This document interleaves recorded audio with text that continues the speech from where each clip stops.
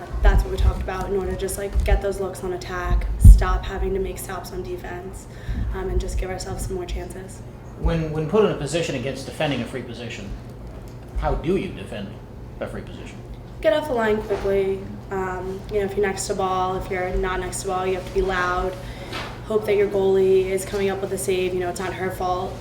She sort of just, KG has our backs a lot, and we just have to get off the line quickly and try and get a stick on it and try it out of them. How about that second half? Like Amy said, you weren't able to get bunches of good fortune together, but you had little bits and pieces. Tell me about getting those bits and pieces together and what the spirit was like on the sideline as you were getting opportunities. Well, our sideline's always wonderful. They are something that is a constant rock for us, feeding us energy all the time. And, we really look to them when we're getting down in the field. And I think that never wavered today. I think that, Hannah Bowers came up big, a lot of goals. Liz Calby came up big. They were seeing the ball, moving off ball, and working together nicely. So I think those were two really good catalysts. People just generally going hard after the draw controls, but a couple of unlucky calls there, and we couldn't, string those bits of good fortune together, even though everyone was trying their best. Hey, Amy, thoughts on Liz's game today? She really seemed to stand out for me. Yeah, Liz and Hannah work really well together, the two of them. They're very dynamic in their play.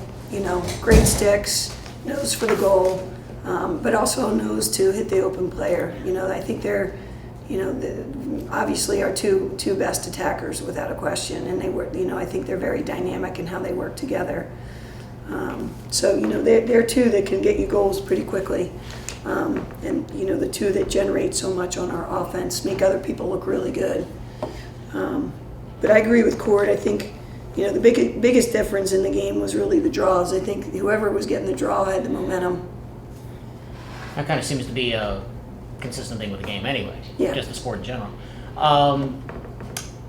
Coaches like to say when the playoffs start, 0-0 is the record. All right, you're 0-0. Mm-hmm. If you get that invitation, what next to the NCAAs?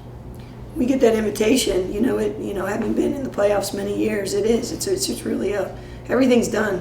What's gotten you there? What you look at is every team has, at that point, the same record. And in all my years of coaching, I don't think it matters who you're playing, honestly, because on paper, some teams are going to be better than others. But that's why you play the game, and that's why there are upsets out there, which makes sport what it is. So given the opportunity, I definitely feel that we can make some waves. And like I said, I think that Penn, Princeton, and Dartmouth all deserve to be in. I think we're all really good teams, and I think there'd be a lot of teams that wouldn't be happy about playing us. Lastly, you talked about Penn executing its game plan well. Describe to me what that game plan was from your point of view.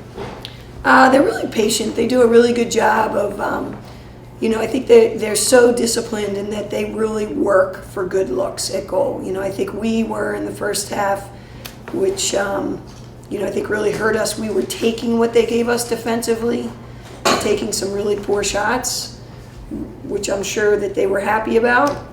Even though we were getting shots, they were really poor looks versus creating our lanes and getting, much better angled shots at the goal cage. And I think that's the, besides the draw, that's the thing that they did much better than us in the game.